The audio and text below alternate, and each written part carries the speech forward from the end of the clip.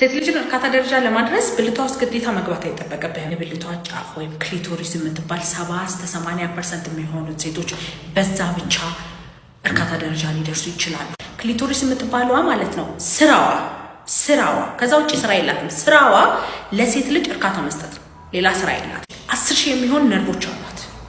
ስትነካ መጨረሻ ድረስ ደስታ ትሰጣለች። 20-30% የሚሆኑት ሴቶች ደግሞ ግዴታ ብልት መግባት አለበት ይላሉ።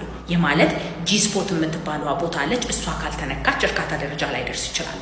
ጂስፖት ማለት በውስጠኛው በኩል ከክሊቶሪሱ ጋር ልትነካካ የምትችል በብልቷ በላይኛው ክፍል ቢያንስ 2 ኢንች ወደ ውስጥ ገባ ካልክ በኋላ የምታገኘው የብልቷ ክፍል። ብዙ ጊዜ እንደዚህ አይነት ሴቶች የብልት አለመቆም ችግር ወይም ቶሎ መጨረስ ኖሮባቸው ቶሎ ብልታቸው የሚፈሰፈስ ወንዶች ለማስደሰት ሊያቀታቸው ይችላል።